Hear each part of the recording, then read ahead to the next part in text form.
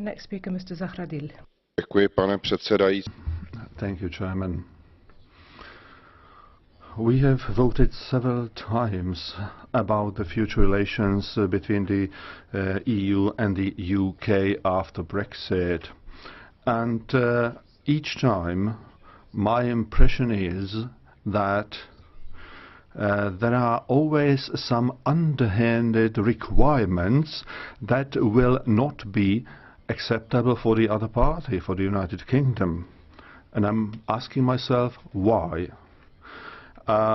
My impression, my growing impression, is that this is part of our negotiation tactics and escalation tactics ahead of the final vote, or perhaps that we even do not want any good agreement with the UK. I really do not want to be too much based on sensitivities, and I really want our reports to be more balanced. Thank you. Thank you very much, Mr. Zahradil. Next speaker, Mr. Payne. Thank you, President. The current negotiations with the United Kingdom think that the United Kingdom will be kind of punished, but it seems that it will be the continent that will lose in trade, because our companies on the continent needs clear environment for business. We need to know the future of free trade. We need to hear that there will be an agreement with United Kingdom, because this is a kind of hazard with our destinies. So the bad consequences are even deeper. Thank you very much, Mr. Payne. Thank you, President. Brexit will undoubtedly change the European Union, and that will affect both citizens and business. And to us Bulgarians and to all Europeans, it is important that an agreement is reached within the shortest possible time to guarantee citizens' rights, so that all those hundreds of thousands of Europeans can live without worry about their future. During the last 10 years, the turnover in trade between the UK and Bulgaria doubled to 1.2 billion euros on an annual basis. And without an agreement, the Bulgarian export to the United Kingdom, amounting to 500 million euros, would be jeopardized. So it is in our interest to retain the economic relations between the Union and the UK at the present level. And I'm certain that other countries have similar concerns. We should leave behind finger-pointing and should look with confidence and reasonableness at the future of our relations with the UK. Thank you. And the next speaker is Mr. Balczó. President, thank you very much for giving me the floor. The European Union wants to punish the United Kingdom, and they're trying to deter other countries from leaving the Union as well. And you're supporting requirements which are unacceptable to the UK government. For instance, the jurisdiction of the ECJ after the exit of the United Kingdom. There's also the issue of the border between Northern Ireland and the Republic of Ireland, and Donald Tusk has suggested a solution which would actually take Northern Ireland away from the United Kingdom. There's the whole issue of taxation as well. Until the end of the transition period, there would be a prohibition on any kind of deals with other countries and the United Kingdom. If the European Union fails to take into account the interests of the United Kingdom and of its people, then what this will mean is an exit of the UK without any kind of deal, without any kind of agreement, and that would truly be a lose-lose situation. Thank you very much, Mr. Balczó. Next speaker, Mr. Hannan. Thank you very much, Mr. Deputy Speaker, and thank you, as usual, on the swift and sure way in which you got us through this lengthy vote. The British problem, or from our perspective, the European problem, is very simply stated. Right from the beginning, we wanted to be in a common market, not a common government. Even as late as February 2016, if David Cameron had been able to come back with any significant retrieval of power, it's clear that he would have won the referendum. But faced with the choice, the other 27 or the Commission, or from whatever breakdown, it was clear that people would rather lose the second largest financial contributor than set the precedent that powers could flow back rather than just upwards. So we find ourselves now having to look for such a deal from the outside. And I have to say, there were a lot of voices in this House that before the referendum used to argue for precisely that, particularly among my federalist friends who used to say we need to find an associate status for the United Kingdom in the market but outside everything else. I understand that people are affronted, that the referendum has jangled nerves, but surely that's still the best outcome for both sides. Next speaker, Mr. Fox. President, we welcome the acknowledgement of the importance of our relationship, our common values, our close connections and our historical links.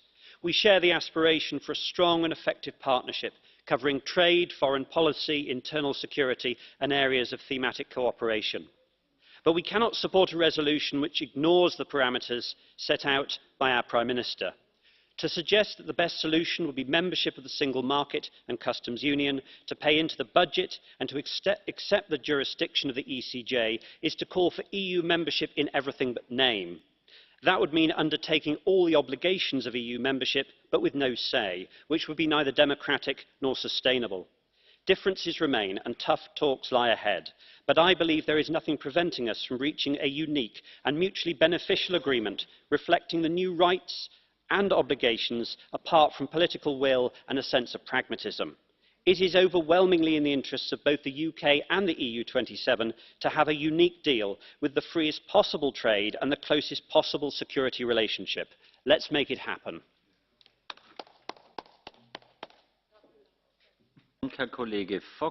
Thank you very much, Mr. Fox. Mr. Selimovic. Thank you, Mr. President. With Theresa May making it clear that last week that the US success to the single market will be reduced, a hardening of the Irish border becomes inevitable. The risk of this, that this will be a step backwards in a peace process. The Good Friday Agreement strengthened the relationship between communities in Northern Ireland, between North and South and across the Irish Sea, between communities that had been torn apart by violence and conflict. The agreement was made possible because both countries were inter-union. The philosophy of it was when you strengthen one of the relations, you strengthen all of them. The risk now is that by damaging one, we can damage them all. I therefore plead to the negotiators to be careful negotiating the future of the relations. I understand that every side is about to get as much as possible in the negotiations, but if we lost the peace, then the eventual gains are worth nothing. Thank you very much. Thank you, Mr. Selimovic. Next speaker, Mrs. Clune.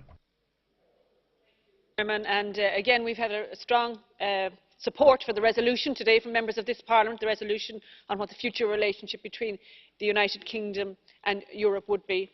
I very much welcome the fact that the situation in Ireland has been underlined again in this resolution, that there should be no hard border between the North and the South in Ireland, and that the Good Friday Agreement in all its forms would be protected.